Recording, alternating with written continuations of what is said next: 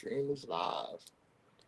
Welcome back to Maniacal Music Musings.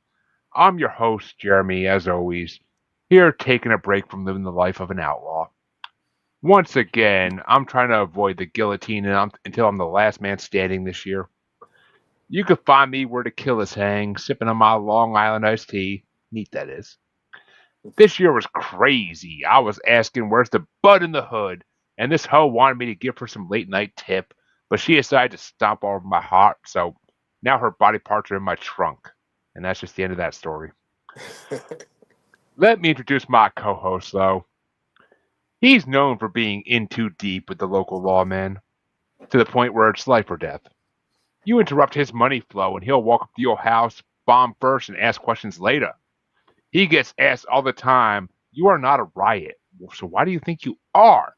He just responds, "Me and my girlfriend toss it up nightly until we get the magic clap. So you're damn straight I'm a riot." I just think of him as some strange arithmetic thrown together by the gods of science that was overall a Hail Mary in the dark that just came out lucky. The music god CJ motherfucking playing, everybody. Hey, yo. And let me go on record as saying I've never had the clap. But it's the magic clap. It's not the normal clap. I Everybody don't care wants if the I don't care if it's magic or not. My name is not Magic Johnson. I ain't out here catching no kind of funky funk. uh, yeah, I had fun writing your part of the intro. I really did. But, folks, we, of course, have another amazing guest with us this week. And our guest this week is Nephilim, another rap artist recommended by a former guest of the show who's actually been on the show twice, I think, if I'm not mistaken. I could be wrong about that. But we are glad. We've been trying to get him on for months, and he's finally able to come on. What's going on, brother? Hey, nothing much, man. I'm finally happy to be here, happy to make it. It's been a couple of months in the making. Had a little situation come up the last time, man, but I'm glad you extended the invitation for me to come back on again. Give me a chance to come back on, and yeah, man, I'm ready to kick it. I've heard a lot of great things about the show. My longtime best friend and A1 from day one, and my producer told me, man, you're gonna really enjoy it. He was like, they're your type of guys, man. Just hang out and have fun with it, and that's what I'm here to do, man. Thank you for having me. Oh, our pleasure, our pleasure. Yeah, and shout out to my boy Anthony Lewin, another rapper who same as our guest today. I truly enjoy both their music stylings because I followed them both on Spotify now for a good 6 months probably. So it's been a blast. You get new releases like every month or so. So fuck yeah, at Yep. least from one of them. So I mean, it's always a good time. So what made you want to be a rapper? That's the question I got to ask. So what made you want to be a rapper? Oh man, I grew up in it, man. I kind of consider myself a child of hip hop. I came in, I grew up in that era where it was just taking off. You know what I mean? Your Run DMCs, your Beastie Boys, LL Cool J's, and then of course when the South found their voice, man. It's just something that just grew in me, and always been a writer, in some form or another, poetry or whatnot. But it's just that was just my calling, as well as, and the thing I liked about it is, hip hop is infused with a lot of different styles of music, through sampling and everything like that. So it gave me a chance to, tap into a lot of other forms of music that you know that I probably normally wouldn't have gotten a chance to partake in. So That's what's up. I mean, yeah, I'm pretty sure we're close to the same age. So I kind of grew up in the same area you did, so I get it, a yeah. 100%. I mean, it's well, I mean, I'm 37, so I don't know where the hell you are with that, but I think we're the same. We seem like we're close to the same age, but Yeah. but yeah, I mean, I mean, growing up in the '90s, 2000s, rap was booming and taking off from day one, and it hasn't stopped. It's gotten a little shitty nowadays. I'm not gonna lie, but Go it's ahead. Right. Go ahead and just call me the old guy. That's fine. I didn't point it out. I didn't point it out. Hell no. I, I I've know. been around since the beginning of hip hop. Right. I, The, I the was I was historian, there for in the sure. I was there in the Furious 5 and it made Hurt days. So, That's what I'm um, talking about. you know, The we won't say how old. old I am, but we'll just say I'm old. CJ was there when they first dusted off that vinyl, put it on the spin table, and said, "So look what we can do with this." But Oh man, Right. yeah, back when they was hooking the gear up into the light post. That's right. exa- exactly. So, what album did you want to bring us today to have us give a listen to, and why did you want to bring this one? I'm kind of curious. Not saying anything uh, nothing negative, but I'm kind of curious. in my opinion, a lot of people it's across the board their favorite Tupac album. Tupac's one of my favorite artists for sure. But my favorite album by him is the Machiavelli album, the posthumous album that he released, 7 Day Theory. And the reason being is just because I just think collectively, like that's when he was, aside from, him passing away too early, too early. I think he was just hitting his stride lyrically. Of course, he always, had subject matter and substance and everything like that, and across the board as far as his diverse, style and topics. But I think lyrically, from like he was just now finding his patterns, his cadences, his, what I mean, just his style as far as, not just being just a rapper, but actually being an elite lyricist. And his writing. And then also the production of the album. Um, it just all came together. And I just think that from that point on, we would have gotten a lot more from him, even though he was like in the sense of Prince, just like had a whole vault catalog of music, to release even after his death. But I just think that that album just embodied everything that he stood for and him reaching his apex. I gotta ask, Joe. I gotta ask. Yeah. Do you think he's still alive? Ooh, you know what? I'm a conspiracy theorist in a way. He might be chilling out in Havana, as far as I know. I mean, and that's another thing about that album. It's mysterious because he named it that and changed his name for a reason. I'm not gonna say. Okay, you know what? I can't have I don't have a definite answer, so I'll be like the possibility is there. I I won't say definitely that he's dead. I mean, it's funny because me and CJ did a episode of his podcast about a couple weeks ago about conspiracy theories, and that's one of the ones that CJ had on his list is that Tupac is still It, alive. it came out. It came out on Saturday. Ah, I totally forgot to send it to him, and then I woke up Saturday morning and was like, "Man, I still forgot." Even after we had that discussion on Friday, after not sending it, I went to sleep and still forgot to send it. So I sent it to him, and I'll send you the link. It's ah, posted. I'll share it out definitely, but yeah, I mean, I mean, I but what do y'all think though? I mean, it's interesting. I mean, because I'm not going to give a definite no, he's dead. I say the possibility is there. I well, mean, he might be for all I know, he could be in Cuba chilling. see, here's the thing. I used to think it was all bullshit. Like, there's no way he's still alive. He was shot down and dead. But Right. I, as I became a conspiracy theorist over the last 15, 20 years, the idea popped in my head, like, it wouldn't be that hard for him to just fucking grow some dreads or have some dreads put on, whatever, and just go down to Jamaica, Cuba, whatever, and just fucking chill and Right. be be one of those recluse people who rarely leaves their house, like that type of thing.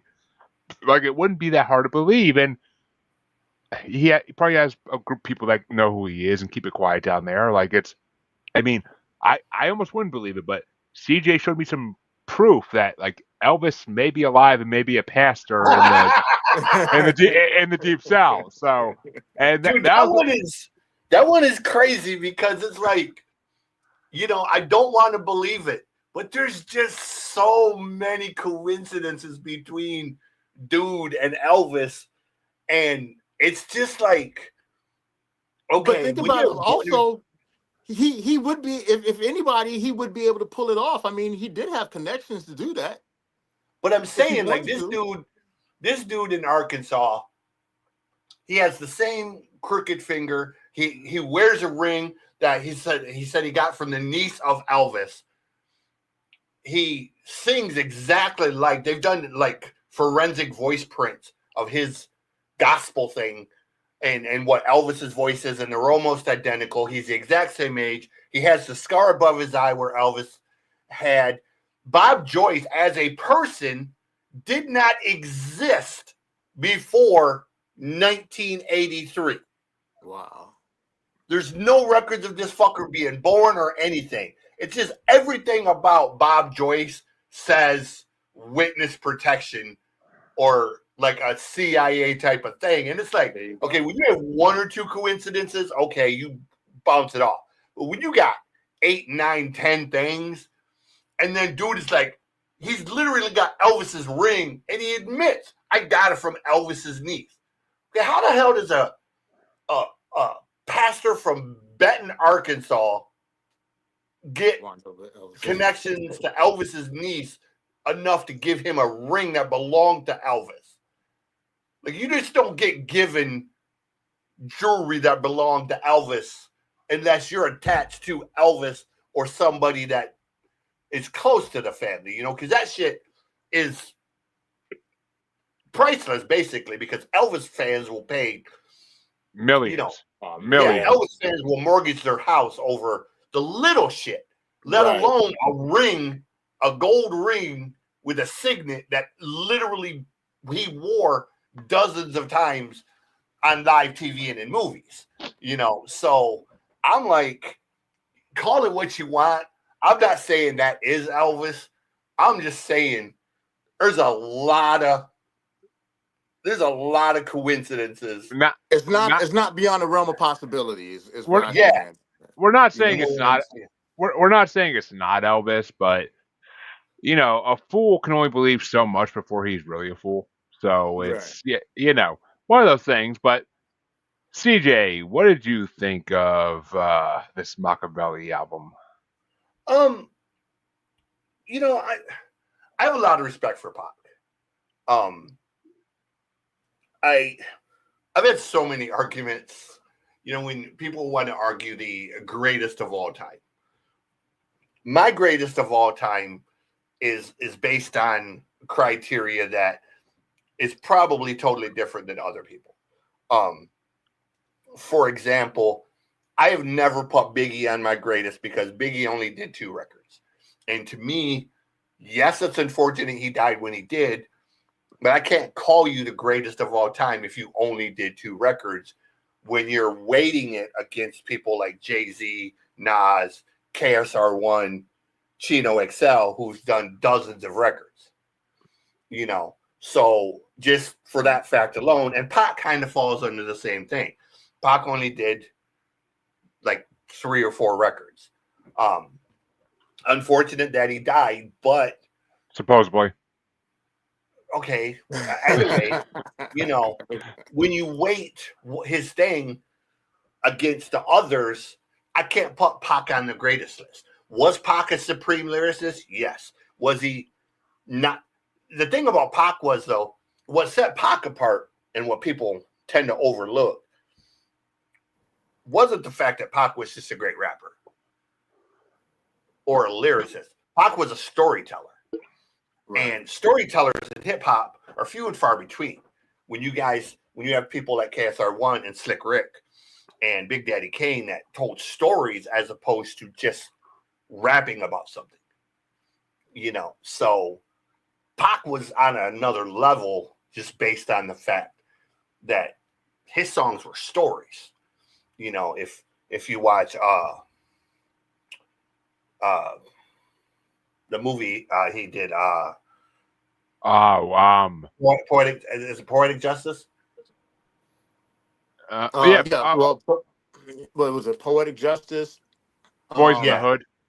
No, it's Poetic Justice. I think the one where he wrote the poetry all the time. Yeah, Poetic Justice. I think it had Janet Jackson in it. It was him and Janet Jackson. Yeah. You know, that was the kind of person Pac was. Like Pac was a poet. He wasn't just a rapper, man. Like, Right. so, you know, I respect Pac on kind of a different level than a lot of other hip hop artists based on that fact. And, you know, like I said, I put him in that same category as like KSR1 and Big Daddy Kane, Slick Rick, people like that, that they were the, you know, they were the storytellers. They were the historians almost of hip hop in the fact that, you know, they took the old school approach, but they made it relevant and modern to their time. This isn't my favorite Tupac record, but it's got 3 or 4 songs on it that are, you know, they're barn burners. The thing with me with this record is when it's good, it's great. When it's not, it's just kind of there. So to me, it's a bit uneven, but, you know, I think that comes from, you know, if this was done posthumously, you know, maybe, okay, this section of songs were totally complete, and these sections were maybe still pieces that were assembled by someone other than Pac, and maybe they weren't, you know, complete in what Pac would have had them be. So that's where the unevenness comes from. Is this was a song that maybe, you know, it ended up being more Dre's vision than Pac's vision, or more, you know, Johnny G's vision than Pac's vision. But it's still a great record. I mean, it's Pac. You don't really go wrong with Pac. I think, and another reason I chose it because I think at the time that it came out, you know, and it's funny, Squatch, you brought up, you know, the conspiracy theory. Like, is it, you know, that you asked me that because I was one of the holdouts. I was one of the ones that, nah, he's still alive. You know what I mean? So I was waiting, you know what I mean? You know, and foolishly or not, you know, it was just too much surrounding. It was just too many coincidences at the time. And I just felt like, to be honest with you, he just wanted to get away from the bullshit. You know what I mean? Right. But and that's why, because it's like when this album came out, I was like, wow. Even if it's posthumously, you know, and even you're right, it does sound like some in some areas of it that is like, you know, it's put together, you know, studio album and whatnot. Had he would have been alive to see it through, yeah, I think it would have been a totally different album. But I think that even if we, you know, come to the conclusion that, yeah, he did really pass away, I think he left us with something to, you know, it was just a memorable album for me, you know, because I remember just bumping that album like when it came out. I got it on cassette. That's when cassettes was getting ready. You know, everything was transferring to CD, and I think I wore the cassette out, then bought the CD, and probably warped the CD out. You know what I mean? But it was just something that rarely. And then it was at a time in hip hop where, if you remember, like very few albums came out where you could listen to the whole album from start to finish all the way through. You know, like a lot of artists were starting to fall off with Yeah. that, and it was that rare instance where I just felt like I like every song kind of, it was just something that I could put on and ride from Florida to South Carolina, you know, all the way through without skipping through anything. Yeah. And I so mean, it's see, I get that, and if I'm not mistaken, there's been like 5 or 6 albums, or at least they released posthumously of like different record labels like putting out his unreleased tracks. My whole childhood in high school, I remember hearing like, oh, it's a new album by Pac. It's all stuff he had stored away somewhere. Like, yeah, that's why I always thought he didn't die, because like how do they keep finding all this shit that he supposedly has stored away somewhere?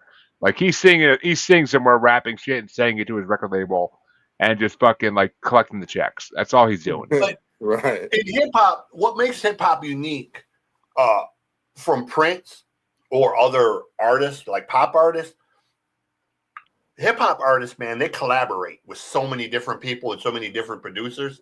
So you might end up with 3 songs with Alchemist, 3 songs with Guru, 3 songs with Dre 4 songs over here.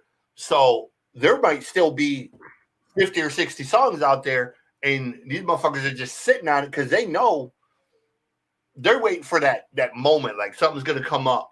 They're gonna finally make an arrest or something. And then okay, we're gonna drop this. This is a Dre thing. You saw it with Chino.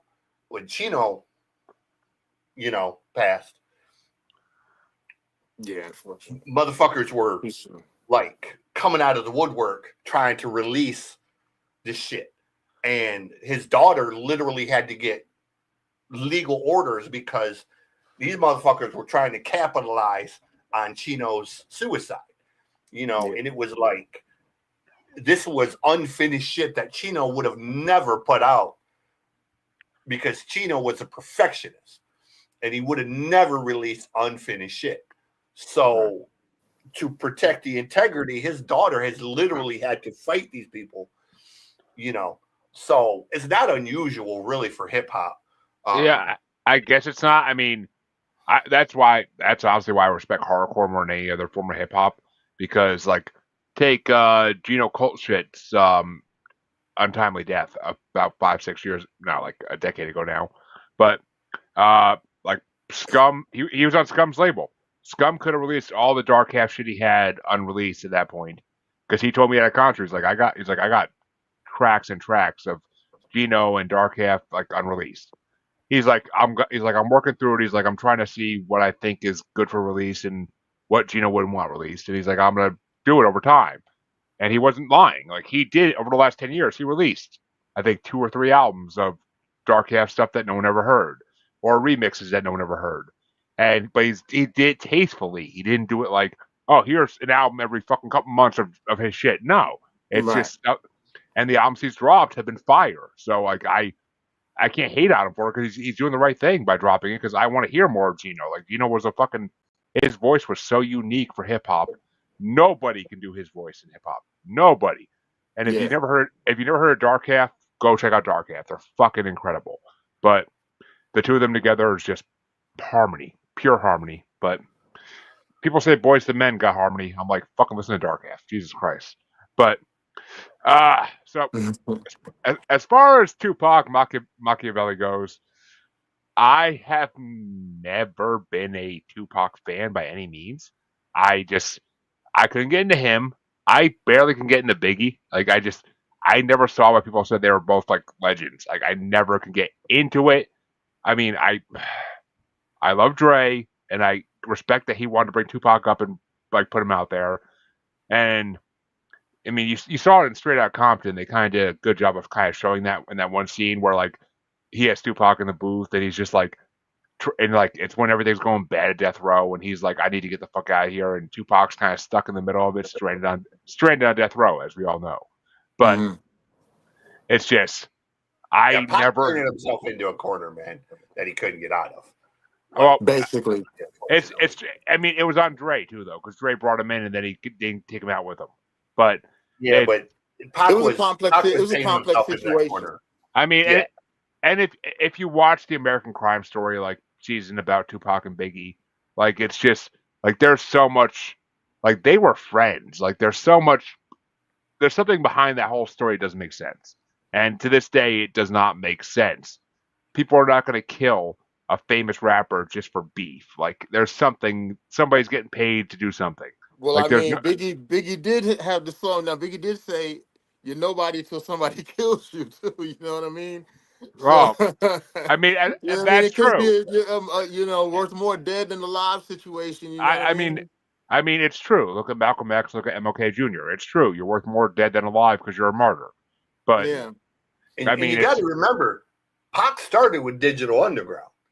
oh, Right. thank you. Nobody wants to Right. admit that, and I'm like, Yeah, he did. He Yeah. did. You're right. I'm like, Yeah. Yeah. I'm like, That He I've was seen in, song. it. he's I'm in the like, Nothing But Trouble movie. At the yeah, end, the I'm like, I've seen the fucking videos on YouTube of him and Digital Underground, but people are like, Yeah. no, he was. I'm like, people are like, he never was part of a group. I'm like, you're He fucking out of your was. mind. He he was part was. of a group. He started off toting records and worked I his mean, way up to a background dancer, and then like shot through for the literally, moon. in one of the videos, you see him in like a pure African garb, like doing this like Madonna dance, like in the back of a video. Yeah, that's Same song. uh Same song. that's yeah. All around the world the same. Well, It's in same the song. Nothing But Trouble movie with Dan Aykroyd and Chevy Chase. Right. Yeah, they did the soundtrack. But I mean, I I respect Tupac for what he did. I like a lot of his songs. I mean, Thug's Mansion is always going to be like one of my favorite songs that he did. Hmm. But this album, I did a listen through of all his stuff years ago, like 10 years ago. About I did a full listen through of all his stuff, and he I respected what he did. I liked it as like music, but I just never got. I mean, I've never been a hardcore fan of his. Maybe I was like maybe I got into rap a little too late because I never get into Biggie either. I never was a fan of Diddy, thank God. But I never was a, I never was a fan of like a lot of the early '90s stars because of that, except for like hardcore artists later on. Right. So, I mean, this album wasn't bad. I'm not gonna lie. This album actually impressed me. There's a lot. There's a couple. There's a few songs on here. I got an honorable mention for fuck's sake. So there's songs on here I know. There's songs on here I know lines from because they've been sampled 1,000 times. But Right. it's it's a legendary album. I'm not gonna lie. I wish I could see an alternate what if version of this world where Tupac was still alive, quotation marks, Right. and and like alive in the mainstream and was still putting out like music regularly to this day. I would love to see who in the current rap game that he would have brought up, what rap stars could have been that he never got to bring up. Like that's the thing. What rap stars could have been huge if he brought them up. Right. If he became a producer and like produced their first album. Like who could have been? Like it's one of those things where it's like it could have been same for Biggie. I mean, what if Biggie did the same thing? I mean, it's both of them could have changed the rap game. The rap game could be 100% better today if they were still alive and producing albums. Who the fuck knows? Who the Right. fuck knows? I mean, we'll never know unless we go back in time and change shit someday, which could happen because I just saw today that scientists went back in time first. Parallel universes. Well, that too, but I actually saw an article today that quantum scientists went back in time 1 second today. They went back in time 1 second, Oh, and really? that's a breakthrough. That's a fucking breakthrough and a half. Because if we can Yeah. figure that out, it's Jeez, only anytime. it's only a matter of time until we figure out how to do it completely and figure out how to go back to where we want to go back to. So Right. who who's to say we don't wake up someday and we're like, oh, and the news is like, oh, Tupac's new album comes out today, and here he is to talk about it. Like who the fuck doesn't say we wake up to that someday? We don't even realize the difference because you change the past, you change the future. So who the fuck knows? Yeah. Yep. But all right, here's what's gonna get interesting. What are your top five, Neff, on Machiavelli's album? My top five is, of course, the first single that dropped, which is "Hail Mary." Um, just because the hook, and then that sing songy is catchy. You know what I mean? I was Rev- watching something, like waiting to get on. Just going through some TikTok videos and stuff like that, and there was a songwriter that said that Quincy Jones saw him at an ASCAP award party, and he was like, "Man, fuck the verses, write hooks, basically, to get on the radio and make the money." But and that's what Anthony pushes me to do, because I can go on for days just straight writing, being an MC and not take a breath to write a hook. You know what I mean? But the hooks are important. But and it's catchy. It's that la la da da da da da da da. Come with me. It just sticks with you.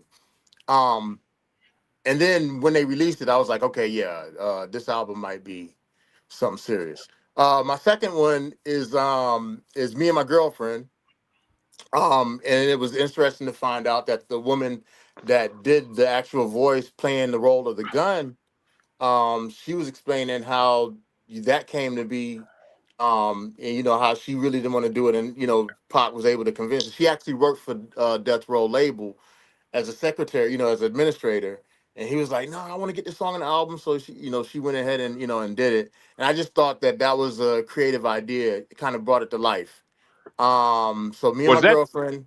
was that Jewel? No, it wasn't Jewel. It was people thought it was Jewel, but it wasn't Jewel. It was just I forget her name, but you can find it on YouTube. Superhead, She Superhead. no, it wasn't super. But I think she was. Matter of fact, she was doing an interview with. She was explaining that to Vlad. It was a Vlad interview that she did. Oh, okay. Yeah. Um. So me and my okay. So yeah. Hail Mary. Uh. Um. Me and my girlfriend. Hold your head. Is my third one. Just because with the incarceration, the mass incarceration of black men in this in the America, it was just something that it was like uplifting. You know what I mean? It was just something inspirational. It it came. Um, Hold your head came up in another. It came up in a bracket special we did. It came up at one point. It might have been Rolling Stone Top 500. It could have not been. I forget what the hell it was. But mhm, Hold Your Head Up was like in something we did, and people yeah. had nothing. People love that song. I know they do. Hmm. Yep. Um, and my third one is blasphemy. It's a Um, good track. got one of my all time favorite lines: "Picture jewels being handed to an innocent child." You know what I mean? Like that. That sums up. He's just giving up the game on that. You know what I mean? He's just. It's like he's an uncle talking to a young nephew. Like, look, man. This is life. This is what to look out for. Just giving guidance. So that's four, right? And then, Hmm. of course, I'm gonna do "Toss It Up" with Casey and JoJo, just because we was in the clubs spilling Hennessy everywhere every time that song came on when it Oof. came out, man. Um, so yeah, those are my five from that album, from Oof. this album. I won a bottle of Hennessy in a work Christmas thing a couple years ago, and oof. I never really got into Hennessy until Mhm. that night, and that night I drank like half the bottle or something like that, and I was like, why do people love this so much? It tastes like shit. Like it's not good. Like you have to mix it. You have to mix it and make your drinks like fucking weak because it tastes like shit. Like it's not good. Like Yeah. why is everybody rap about this? It's not good. Like fucking drink some gin or drink some vodka. Like it's not good. Drink some good like rap about Jack Daniels. That's better than this shit. But fuck. CJ, what were your top five for Machiavelli? I got four. I got Hail Mary. I got Crazy. To Live and Die in L.A. I love the hook in that one. Uh, Right. but I think to me, the song that epitomizes what Pac was on this record is White Man's World, because it's that storytelling, man, of Yep. the historical aspect of it, but there was a meaning and a message behind everything he said, and it's what set him apart. And I've said this to other people. I think if Pac lives, he goes down a path very much similar to where Scarface is today. With that storytelling aspect of uh, never seen a man cry till I said a man die, um, Right. and shit like that. Or Smile, or you know, Drive, songs that just there's a concept and a story behind them, man. But there's a flow in the voice is what sets him apart. When you hear Scarface, for example, there's no mistaking who that is. There's Right. not a person on earth that you are going to mistake for Face. Right. E40 is another one. Um, just that unmistakable voice. Um, Kid Frost, you know, uh, I mean, DMX was one. It I'll just when you hear that voice, you instantly know. And Pac was one. Like when you I'll hear Pac, you know Pac. I'll throw Hobson on that mix. You can't hear Hobson's voice without knowing who the fuck it is. No, Oh Mm, yeah. I mean, dude, uh, Young Wicked even made fun of his voice in his song because like everybody knows his fucking voice. But Right. yeah, um, my top 5 for this album. I had an honorable mention. Me and my girlfriend's my honorable mention because you don't grow up in the '90s without knowing that song. Me and my girlfriend, like everybody knows that song. But my number 5 was "Toss It Up." That was a fun fucking song I really didn't know before. My number 4 was "Life of an Outlaw" because for some reason I love songs that are about being an outlaw, even though I've never been one. So that's that song was fucking fun. My number 3 was "Bomb" first because I like his message. I like his message. I like his lyrics in that song a fucking lot. And I mean, Tupac was revolutionary. He really was, and that song shows it. My number 2 is "Hail Mary" because that one line that got sampled over and over again. Revenge is the sweetest joy next to getting pussy. And who the fuck doesn't know that line from fucking Tupac? Like, it's a fucking classic It's line. a classic line, right? And it's true. It's true. That's the only thing better than getting pussy is revenge. So it'll make you feel like you got laid 5,000 times over. But my number 1, and this song I really didn't know, but this song kind of blew me away today, and that's "Crazy." Mm. I almost feel like I almost feel like Tupac went into hardcore for a second before hardcore was really a big thing. Like, I was like, oh shit, this is too. I'm like, this is fucking Pac. And I've said before when him and Pac did that song "Smile," that would have been a perfect song for this record. Like that would have fit right in with "Crazy." Oh, smart, yeah. And a couple other songs. Like it had that flow and that tenacity to it. And that's why I said I think if Pac lives, that's the direction he goes in. Is like the song "Smile," where it's still Pac, but it has more of an edge. It has more of a, you know, I don't want to say a political tone, but it had more of a revolutionary edge to it than the like, California Love type of stuff. I mean, California Love is a fucking amazing song, but yeah, but I don't see Pac just continuing down that road. Like Pac was trying to change, man. Like Pac was trying to evolve, and he would have evolved into something bigger. He was getting more substance based. It's like I said, rap could be 100% different today if Pac was alive. Yeah, it could be 100%. It could be 100% different because all these young rappers, Future, Metro Boomin, Savage, all these other fucking rappers that are out there nowadays that I don't even know. I don't know any of their shit. I just know their names. Think about like fuck Lil Nas X. Like they could have been 100% different if Pac was still alive. Like, but the landscape would definitely be different. They all went to pop because people like Pac weren't around anymore. People like Biggie weren't around anymore. Instead, they just have people like P. Diddy telling them like, "Oh, do what you gotta do to get big." Like, and we all see what happens when you do what Diddy wants you to do. So, but right. baby, oil. But I have not done that on a show yet since that shit dropped. I had to do it finally. But CJ, let's jump to yours before we go back to mine because I want to kind of break up the style here.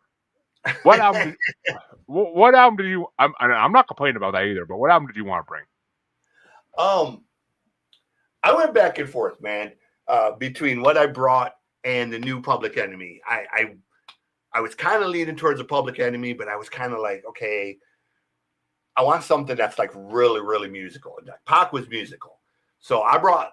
They're from Oakland, which is where Pac started, and I think Pac would have went hard with this dude. The name of the group is called The Coup, and the record is called "Sorry to Bother You." And it's Boots Riley's group essentially, and Boots actually wrote a movie related to "Sorry to Bother You," and he's written a second one now. And Boots is, I know a lot of people don't know The Coup, they don't know Boots, but to me, The Coup is the West Coast Outcast. Like they are. Like everything about The Coup is relative to what Outkast did in the South, man. The live instruments, the flows, the genre jumping between rock and hip hop and almost like a punk style sometimes, and the bass, the 808s that were relevant in both. Um, you know, I just, to me, the Coup is one of the most criminally underrated and slept on hip hop groups on earth, man. Like, if you don't know the Coup, you are missing out, man, because their shit is dangerous. Like, I'll fuck around and get a speeding ticket listening to these guys in the car because, you know, some of their I, shit is just. yeah, I can't wait to get to my turn for this. But first things first, Neff, what you think of the coop? Man, I've been following the coup since Kill My Landlord. Nice. And Genocide and Juice.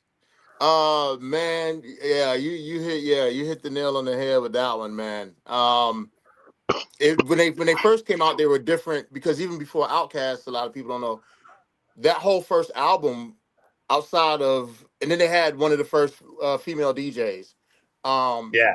which was a nice touch to it, the group as well. But that whole first album was live instrumentation. And matter of fact, I remember when I bought it, that's when I was starting to get into producing. And I remember distinctly seeing on the back of the cover, you know how we used to do with the CD covers and stuff. We used to read the credits and stuff like that. And at the bottom, he was like, "Please feel free to sample Yeah. anything from this album." You remember that? Yeah, because So, the next record they did after that was literally called "Steal This Album." steal this album, right? I And I saw just that. I saw that. I'm like, oh shit, they stole. I'm like, who stole it first? System Down or them? No, oh no, they was them. Like yeah, Boots is a radical dude. Like Boots is, way ahead of his time, man. yeah, like Boots is Way ahead of his. a lot of hip hop dudes talk revolution. Boots is like, that's a good name for him because this motherfucker, he's a boots on the ground, real Revolution. life revolutionary radical. Like, he is a Right. modern day Huey Long, bro. Like, he's a badass, and he's so talented on so many levels, as an actor, as a movie screenwriter, as a fucking composer. I mean, this dude just does shit just for the sake of doing shit, and he never misses. And he comes up with, it's like, concepts. Um, um, One of their early songs that I always get a kick out of is the uh, I can never remember the exact title. Um, I probably saw it today. I was looking up their history yeah, today. it was But the Jesus in a oh, yeah, I saw. me and Jesus the pimp in a 79 Granada last night. Now, Yeah.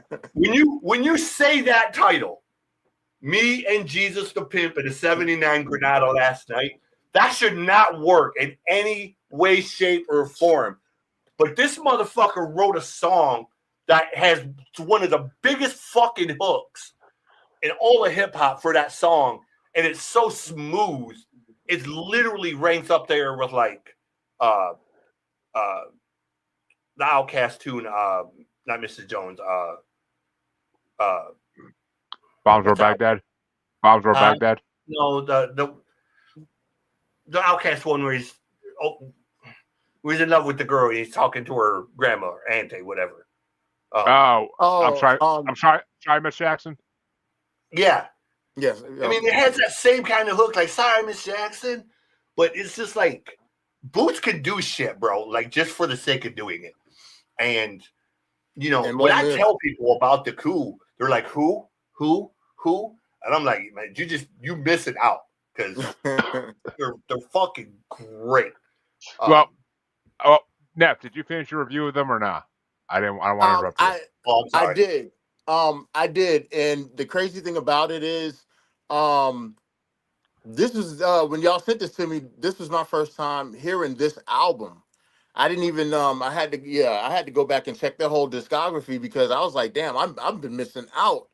But what got me is just the the stark contrast between what I'm used to hearing from them, and they just completely went left field, like punk rock. You know what I mean? I mean They heavy went metal. Like Prince. I mean they didn't hold back. They didn't even try to cross Yeah, genres with hip hop. They just said fuck it. We're going rock, punk rock. You know, we're gonna be put. You know what I'm saying? We're gonna, you know, it was just an experimental, and that gave me a bigger appreciation for Boots on that as well because I'm like, you know, it just like you just summed it up, man. Like just his thinking is on a whole nother level. Musically, it all fit. You know, it wasn't anything. It wasn't out of place. yeah, Um, you know, at times, and it was wild, but it was like controlled chaos yeah. is the best way I could describe it. Yeah, I mean, I have never heard I've them. said to people that if Prince were to ever produce a hip hop record, it would be That's what this it would record. sound. You know what? Like You literally, it got, would sound like you this. You got know it. what? That's honestly what this album reminded me of. Was like You Prince. got it. Yeah. Yeah, This album reminded me of Prince and the New Power Generation, like times 10. Like Right. that's what it reminded me of. I never heard of the Coop till today. I never heard of them. I until last week when he told me this album. But I checked it out today, and I checked it out today, and I was like, all right, what the fuck? And at first, I played the wrong track, the wrong album, because I looked up the soundtrack and said, that's but just yeah, because he did the movie and then he re-recorded it with the soundtrack song, but Right. which I there's literally two. but I quickly looked at your album, and I was like, oh, wrong. And the first track, I'm like, oh, wrong album.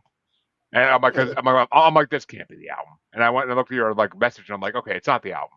And I went back, I went and listened to the actual album, and I'm like, holy fuck! I'm like, this is beyond phenomenal. I'm like, this does not disappoint. I actually followed him on Spotify because this is the last album he put out in like 2012. So like, Yeah. I want to check out like all his older stuff as well, and like really get a full grip of Because this man. he's making movies now, is what he's I doing. I know the So name. I know the name Boots Collins. I know the fucking name, but I never heard this band before. So I was thoroughly fucking impressed.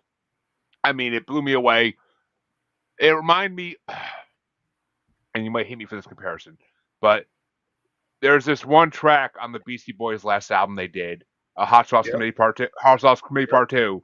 That Mhm. reminds me that's all I was thinking about this whole album was that one track, and this whole album reminds me of that track style, and yep. they may have took inspiration from him from it honestly because I think their last album came out after this album, but it's actually no it didn't. No it didn't. I think their album came No, out theirs would have come out before this one. theirs came out in like 2010 I think. So Yeah, Hot Sauce Committee Part Two is a fucking. I keep meaning to bring it on the show eventually, but honestly, Yeah. if you give me your album first, I listen to it. I might have done that, but I fucking I love this album. Like this album is incredible. I can't say anything bad about it. It's EDM meets fucking. It almost reminded me of like what Korn did when they went with like their Path of Totality album, and they did like the yeah, same thing. They did the same thing with like Skrillex and other EDM bands, like Yeah. doing collabs. It reminded me of that, like two genres that normally don't mixing perfectly. And you want to say he stepped away from hip hop? He didn't. There's a lot of hip hop in this as well. Like there's verses, there's fucking choruses that are fucking phenomenal, and he stuck with it. Like he stuck Yeah. with the hip hop thing, but he just added EDM in the background, and it fucking works. So I love this album. Yeah. I will. I mean, I got a long list of artists I want to check out in my Spotify, and the Coop's in the end of the list now, but I'll get there eventually. I will get there Yeah. eventually. Yeah. Now I appreciate you for picking this album, man. That yeah, I'm gonna go back and listen to it in detail later on tonight, See, like in more in depth, man. that, that's the great thing about having CJ as a co-host is I usually like to go back and like bring That's nostalgia into my fucking choices. right. He likes to bring me shit I never heard before and be like, listen to this, and I'm like, Right. and I'm and I'm rarely disappointed. I'm rarely ever. I'm always out to one up a motherfucker, bro. Because I'm like, And I was like, I'll see you too, Pac, and I'll raise you this. You I know, mean, I mean, I never heard that I album. fail sometimes, but I never heard the album. We're bringing next week, so we'll see how next week goes. But this one didn't. No, you're gonna like it, bro, because the nail bite one you had the other day, it's the one I kept saying, like I could see them going in that direction. So you're gonna hear a lot of similarities between. I'm down. I'll listen to any album once. I mean, anyway, I'll give any album. Concentrate on this, man, because this is this is one of my go-to records. Like when I get in the car, like what are your all right, well, here comes the hard question then, CJ. What are your top 5? Okay, so I got 4 honorable mentions. Me too.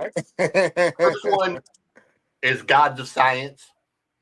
Because Gods of Science, man, has almost like a Hendrix type of almost like a Hendrix Sabbath type of guitar riff going for it. Second one is You Are Not a Riot. Strange Arithmetic is my third one. Excellent, And my fourth one, and I think it's one of the tracks on the record that kind of shines almost, but it's so different it kind of falls out a little bit, is a song Violet. Violet is like if it was on a different record, if Violet was on a record by like Jill Scott or India Ari, somebody like that, that would be a fucking massive hit. But I think when you put it in the mix with all of these other songs, it kind of gets buried a little bit. So number 5 for me is My Murder, My Love. And that's where I say, good fucking track. Yeah. That's where I say, like, if Prince were to produce a hip hop record, it would be this record, because My Murder, My Love, that could be a fucking Prince tune. Yep, it could be. Like, that's a 100%. Straight up Prince style song. You know, number 4 is Land of 7 Billion Dances. The video for that is so great. Like them dancing on top of the bus while it's moving around and doing the whole, you know, whatever that shit is called. You know, pop lock, whatever. Number 3 is Your Parents' Cocaine. Yeah. You gotta respect a hip hop group that can make a beat with fucking kazoo. You know, like that. You know, and it's just like, that's a kazoo, bro. That's like a children's toy. You know, and then they have Justin Sane, who's the singer of the band Anti-Flag, which is a punk band. You know, and again, the hook is so catchy. Number 2 is Magic Clap. Because that's just one of them songs, like, it's funny. Magic Clap. But my favorite one, man, is probably my second favorite song by them, is The Guillotine. That bass line, that 808 on that fucking song, man, is like, I couldn't get enough of that fucking bass. Wicked. Like, it pulses, man.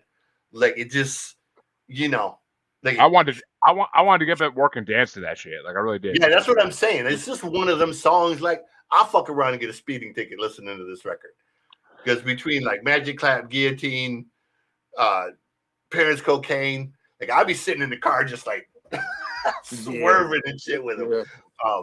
You know, and it barely scratches the surface with them. That's the thing. Like, go into like just listen to their top songs from the top down, and you'll rarely hear them do a song that doesn't just hit on one level or another. Boots is just, he's a next level dude. He is. I definitely am checking out more of his shit. That's for sure. So, but that's my list. Is I mean, I can't wait to hear what they got next, man. I mean, where do you go after Well, it's You know what I it's mean? You it. you you make movies apparently. I mean, Basically. apparently, because it's been 13 years and he hasn't put out shit. So, Yeah. I mean, but uh, Neff, what were your top five for the Coop?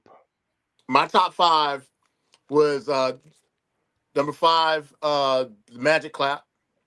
And reason being is because that opening let me it took away everything that I expected to hear from the Coup. I was like, okay, now we're on a different ride with this one. So, but yeah, it was a great opening track for me, just because it laid the groundwork for what you would expect to hear, for just the experimentations you would expect to hear throughout the rest of the album. Number four for me was the Guillotine, because for the same reasons y'all said, that the bass line is crazy. Um, the next one was Violet. Three for me was Violet, because of me, being a big Prince fan. I heard that. I'm like, yo, Yeah. like he channeled that vibe. My second one is The Gods of Science, and I think the number one and my favorite is Strange Arithmetic. Yeah. I That's a mean, wicked song. I'm not gonna lie, we both were disappointed when you didn't want to bring Graffiti Bridge anymore as your album. Oh, But really? I would have went with next, that one too because that's got trust my me, favorite Prince song. yeah, I was gonna next. say, CJ's favorite song is "Thieves in the Temple." So, Love go Oh. with love come in a hurry. but I swear to I, God, dude, if there is any song that is just begging for like a fucking rock-ish metal type of remake, Is like that one? I can hear somebody like Korn or Bad Omens or somebody like that Yeah, doing just it like would be a like when fucking Korn revved up. redid Smooth Criminal. Like, yeah, Yeah, exactly. okay, That, somebody needs to that remix that it. You're right. that's Alien Ant Farm. But yeah, yeah, but that's what I'm saying. Like yeah. somebody like that, just I could hear them doing or the cross. The cross is another one, dude.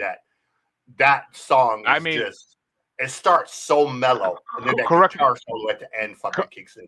correct me if I'm wrong, but I could hear Lord of the Lost doing that song too, and if he does another cover That's what I'm album. saying, though. It's Yeah, somebody that can understand the intricacies or the intricacies of the beat. You know, Hmm. yeah, dun yeah, dun dun dun dun dun dun dun dun, and it's just that almost like a snare drum kind of. exactly. It's like a very minimal drum, and then it Right. gets heavier as it goes along as he picks the tempo up. And the cross does the same thing. And Exact. when Prince sings the ex- cross in the beginning, it's just that almost like that foot stop. And Right. then it picks up, and by the end of it, it's like that full on fucking guitar solo where he's literally channeling like fucking Jimi Hendrix almost. And, you Yep. know, so Yeah, Well, man. well, all right. Well, I got four more mentions for this album as well. I'm gonna fly through them a little bit. I'm gonna fly.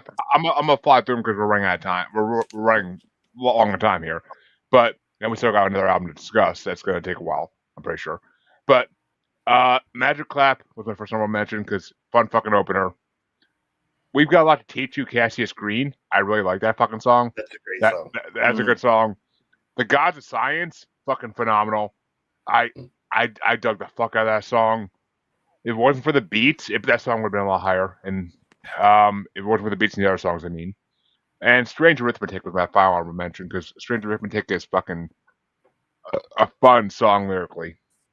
My number five was This Year, which nobody mentioned, but This Year is a fucking fun ass song. My number four was WAVIP, Wavip. I fucking Killer love that Mike. song. I love that song. That song is fucking fun. Killer Uh, Mike. Yeah. my number three is You Are Not a Riot because the beat is fucking insane. You are not And right. my That's number a punk two, rock song, dude. I mean, yeah, yeah.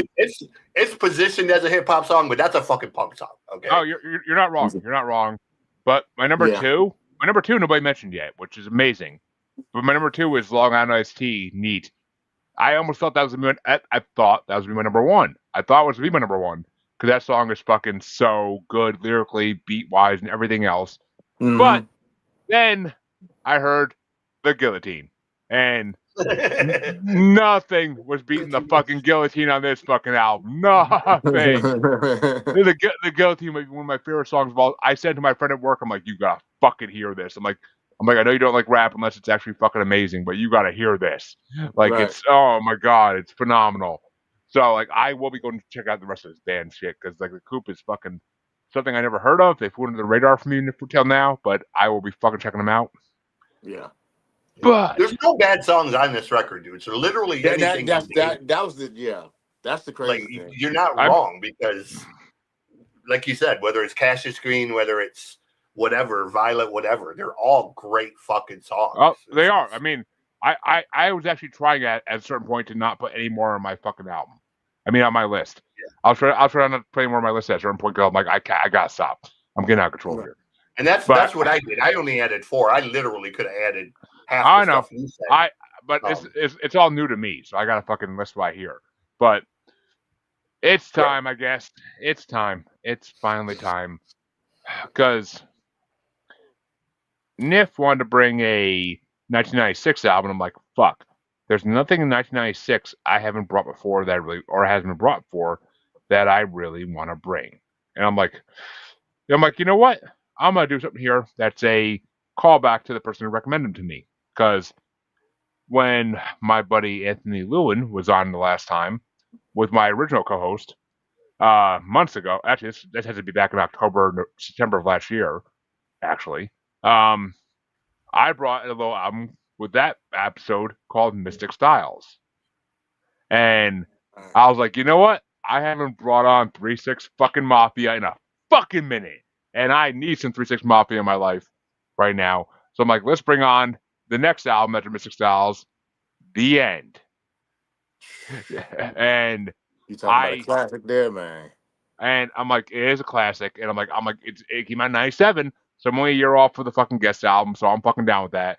I'm like, let's bring back 3-6 Mafia as the end because I love 3-6 Mafia. I love the Mafia 6. They're the new incarnation of them that isn't really put out albums anymore, but they're actually touring right now with fuck, I forget who, but it's another famous band from back in their time. But they're touring right now all around the West Coast, and I'm like, I would fucking pay so much. I've only seen DJ Paul solo live. I would pay to see all 3-6 Mafia live, and they're actually advertising themselves as 3-6 Mafia, not the Mafia 6. So that has to mean that Juicy J's involved. Right. So I'm like, so I would pay to see that fucking concert. So much money because I fucking love 3-6 Mafia. I got into in not college, but like kind of college, not after college. I was working a full time job and I was listening to a lot of ICP and shit, and like I heard 3-6 Mafia and ICP stuff, and I'm like, you know what? Maybe it's time I finally get 3-6 Mafia to listen. And I love 3-6 Mafia. I don't like them after they got famous, after they went mainstream. I I do not like it once Lord Infamous left, once Koopa left.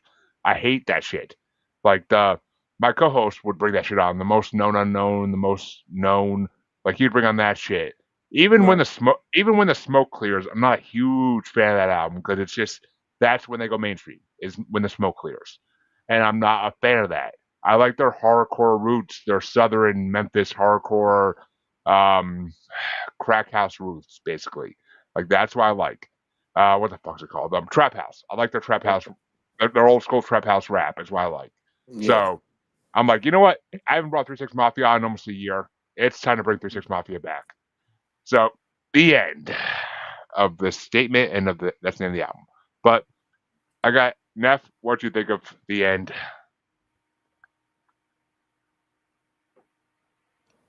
A rider.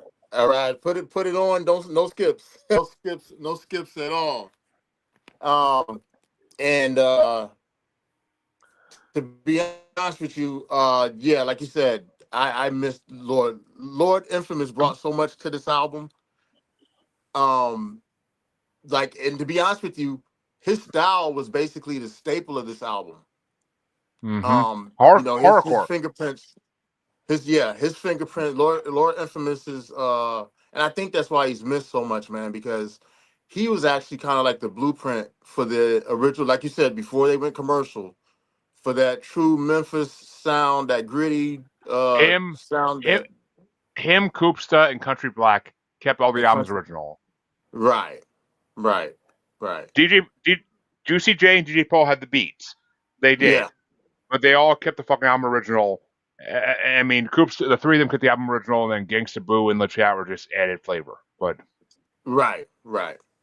And then they had so many moving parts in the group, but they all meshed and made it work. It was a cohesiveness with that many members being a part of a collective like that. I'm gonna be honest with you. Really, to be honest with you, it's kind of like a Southern Wu Tang Clan, with, mm-hmm. Yeah. you know what I mean. Just because the different styles that they were able to bring in and still mesh and be cohesive I mean, throughout a whole project, and then for all the songs to bang.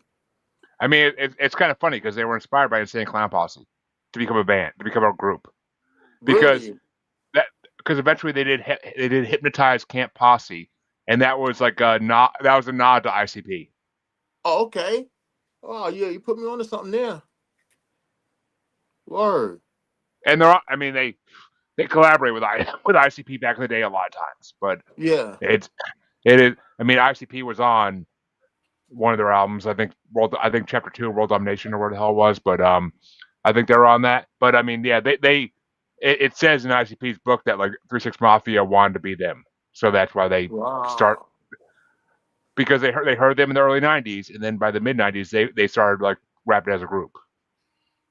Word. Word. But because that's where their hardcore roots come from, is because they want to be ICP. But and Esham, they like Esham too, but I mean Esham influenced ICP, so it all works in chain. You're right. But CJ, I know you told me you haven't gotten into 3 6 Mafia in a while. What do you think of this album? I I'm still not a fan, bro. I respect them.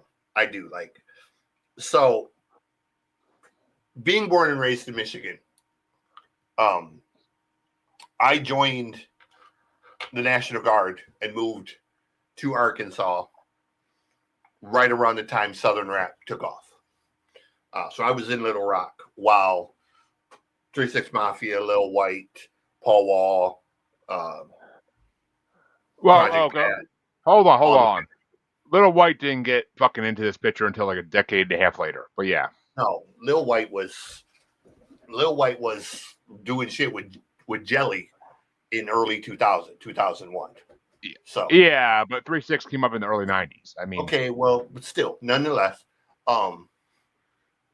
like when it was really blowing up, Pastor Troy and I love Pastor rap. Troy. Yeah. Southern rap is Southern rap to me is an acquired taste. Oh, 100%. There are artists that I really, really like, and there are artists that I just grit my teeth. Like I don't get the hype of them at all. Right. Lil Jon with that, yeah, dude, shut the fuck up! Like, it's so fucking annoying, you know. He had one good song. He should have left it there and walked away. But yeah. But But he I have a lot he of was respect for inspired 3 by 6 3 6 Mafia. too. 3 6 You was the what? first to do that. I said he was actually inspired by 3 6 as well, because a lot of people don't know 3 6 came up with that crunk style first.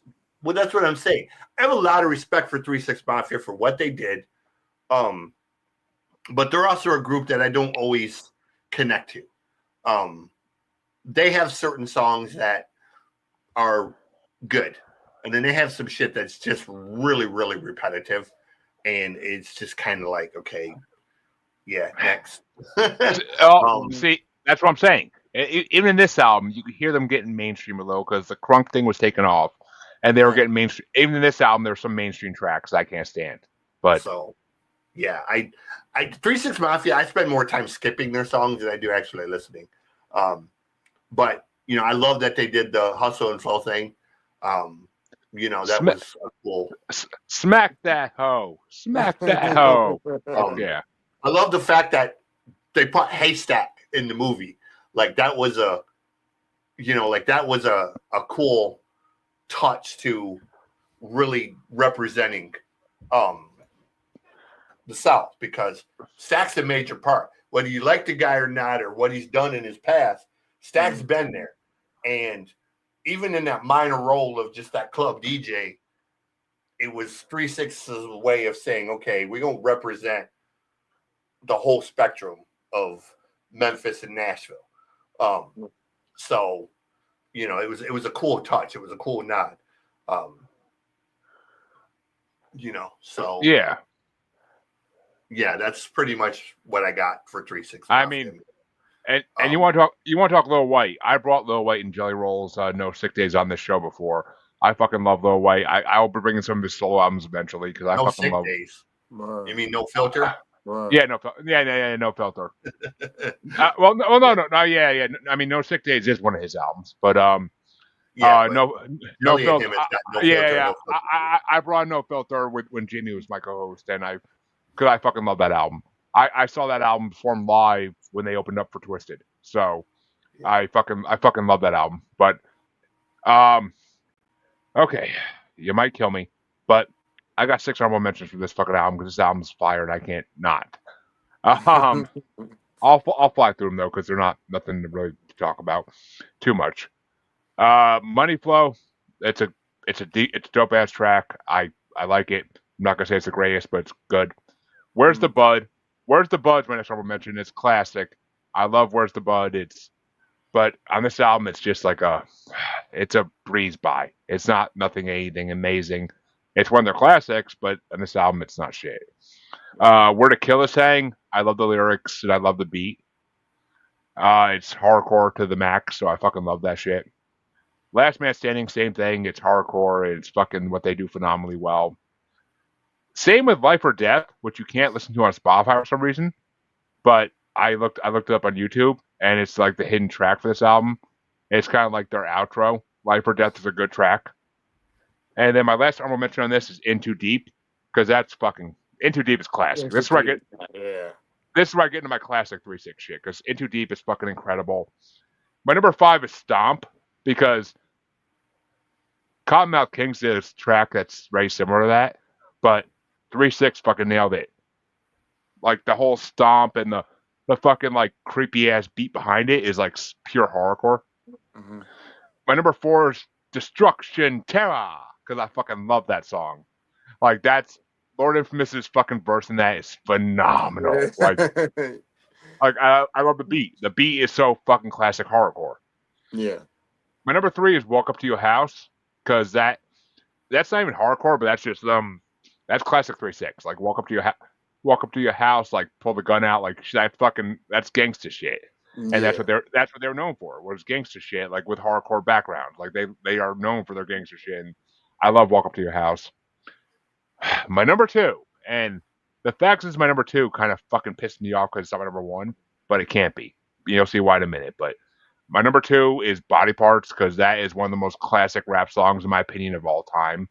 I love the second version. I love the third version, and they redid it as the Mafia 6 with like fucking 15 guest stars on it, and it's so fucking good. Like no matter what version it is, Body Parts is always a amazing song, and it's pure hardcore always.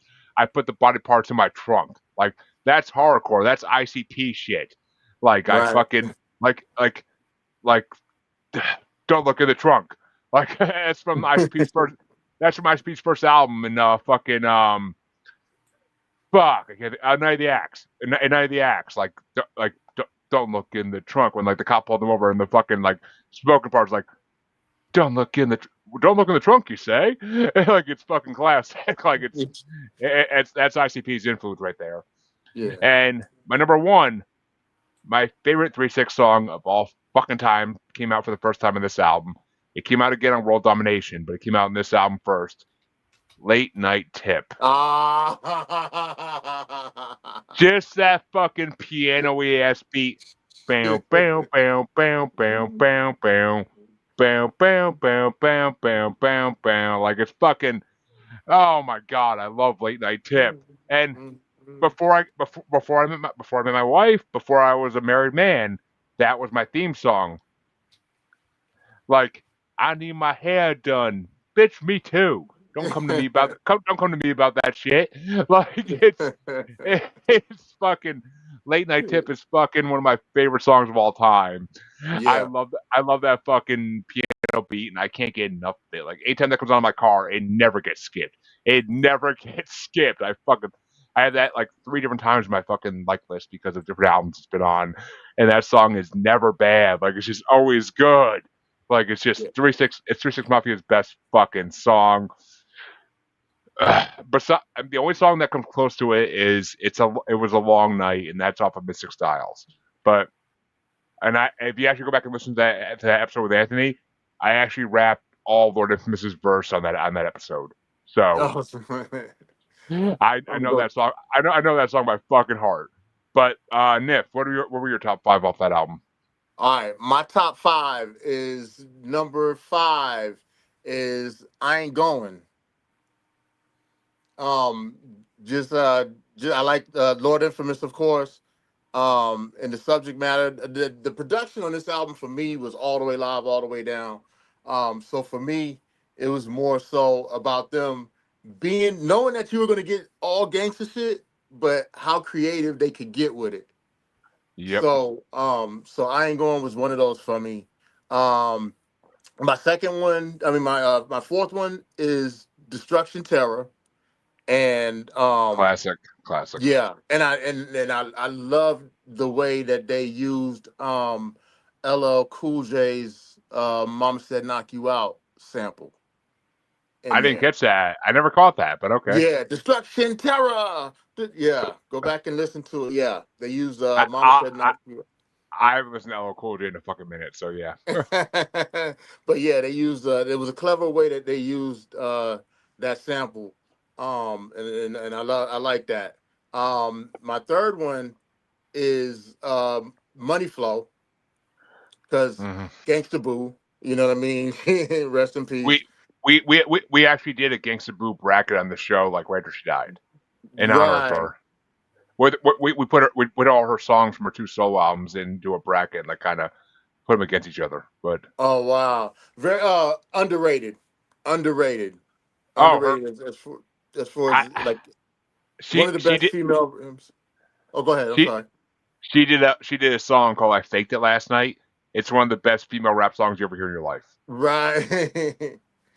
And my where I'm at, that was That was three. for That was oh four. three, yeah. Okay, that was four. Okay, my third one, Money Flow. Okay, so yeah, that's three. Okay, so my second one is Stomp, Classic. and of course you already know the number one, Late Night Tip.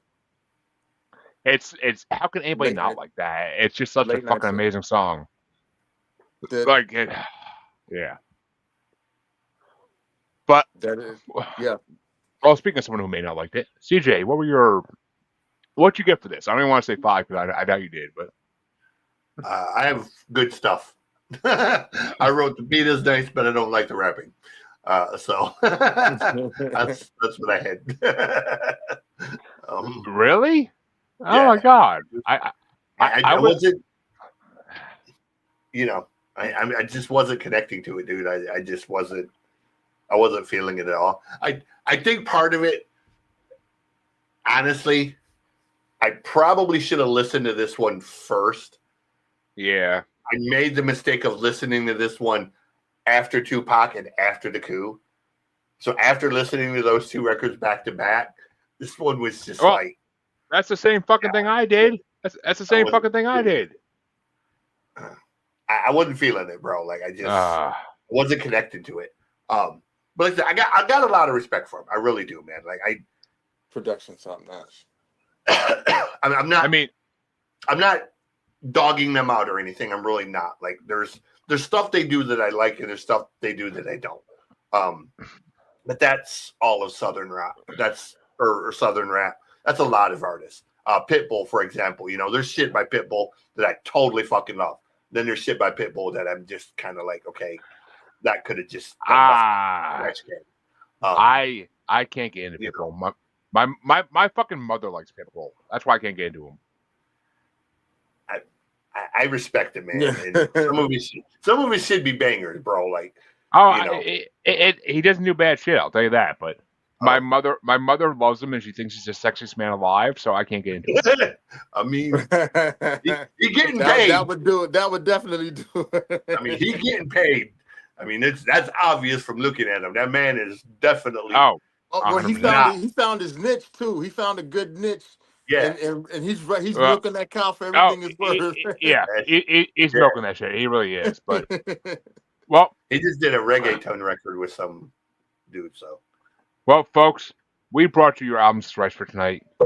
It's been a long episode, but it's 3 amazing albums. How can we not Oh make it last yeah, this long? And I want to thank our guest Nephilim for coming on. I'm at the point right here in how I said it first that's all time. right. You'll have me on again. This was fun for Oh, me, man. I'll and bring back Graffiti Bridge next time, CJ. all right. As well, Graffiti Bridge or the Gold album. The Gold album is Oh, another gold, one that Prince gold, did. the gold, gold. gold album's been brought on. That can be brought on again. Oh, Oh, okay.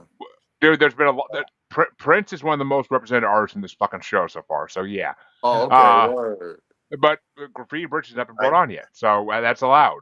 But I mean, Gold album, Love Symbol album, Purple Rain, at least one other have all been brought on. I'm surprised the So Gold album's been brought in because that's one of the Prince records that most people I have I th- avoided. I feel like I But brought that on. I feel like I brought that on almost. I don't have to look, but I feel like I brought that on that episode. But I've been bringing a lot. I brought a lot of Prince on this show since I fucking got into him in the beginning of this show. But thank you to my co-host Chancey originally for bringing in the second episode of the show. He brought the Batman soundtrack by Prince, and Word. that's what got me into Prince. the only Prince record that I don't like. Yeah, waiting on Miss Vicky and Bad Dance are the 2 best songs. But where can they find you, buddy? Where can they find Nephilim? Where can they find all your music? Nephilim, you can find me on Tidal, along with Anthony Llewellyn. Our released album has been out for about a month and a half now. Johnson Hill, Volume 1.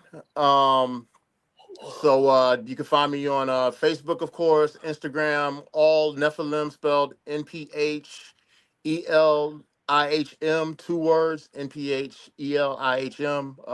All your major music streaming platforms, Tidal, Apple, Spotify, you name it, we're there. Um, Follow me, friend me on Facebook, Instagram, and YouTube. And yeah, man, Snapchat. Well, it's been our pleasure having you on, man. It really has. And Likewise, likewise. and just like I told Anthony, we'll definitely have you back again. Good. Because I mean, actually, maybe we can get like for the first time ever. Maybe we can do a 2 guest episode and have you both on the same episode and do 4 albums. Maybe it would take some planning. It would take some prep time, but we could fucking do it. Yeah, man. And CJ, where can they find you? I'm everywhere. Just type in what you see on the screen. YouTube, the webpage, Facebook, Safachi Book, TikTok. They're pretty much all Music God CJ playing. Just look for the brand. You can look up Music God Reacts on YouTube. There's the music reactions and the noise report, which is getting retired soon for the podcast. We're going to replace it with the Mosh Pit Manifesto and lean into the whole punk and metal thing. But just type in Music God CJ playing. You'll see my ugly ass, and you'll hear me talking about a little bit of everything from hip hop to punk to metal to shit like Damash. Yeah. Classical music from Kazakhstan. So, Well, I think you're gonna love what I brought next week, then, CJ. But yeah, I was looking at it. It's cool. I ain't listened to it yet, but it looks cool. watch the videos. I'm telling you, watch the videos because they have like a gorilla sing to them. But whoa! A gorilla? Gorillas, the band Gorillas. The Gorillas. Okay. Oh, okay. They had like that kind of You thing probably going should on. have kept that to yourself. Well, no, nothing musically, nothing like them. But Oh, but they no. they, they only have ever put out videos that are animated. Nobody knows who Oh, they are. I'd say I But love Del the fucking Homo sapien, but the rest of gorillas are ass. is that where Dell's from? Holy fuck! I never knew that. Well, no, Dell's been around for. Dell's Okay. like the cool, bro. Dell's been around for fucking decades doing his fucking Okay. thing.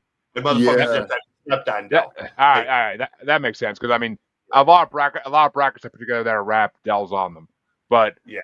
um, Dell and Murs are like I they're know just Merz. like the West Coast weirdos. Yeah. I know Merz too from brackets, but Yeah. you can find both your musers and Maniacal Music Musings as a whole on Facebook at Squatchy Largefoot, on X and the Gram as that Juggalo Bastard, and of course YouTube Maniacal Music Musings, the best place to check out because you can see everything we've ever done on YouTube.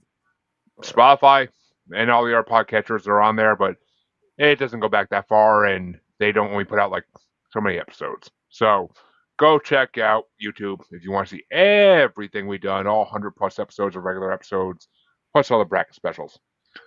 But actually, I think we're up to like 120 something now for regular episodes. But I just updated the list today, actually. But other than that, have a good week, everybody. We'll be back next Tuesday with a regular episode, as always, with another guest. And you can catch us next Saturday, a week from this Saturday, with the next part of the Avantasia bracket. But until then, have a good week, everybody. And we'll see you then. And we want to thank our guest, Neffel, him, for coming on. And it's been a fucking Appreciate you. blast. Thank you. Thank you for having me. Have a good week, everybody.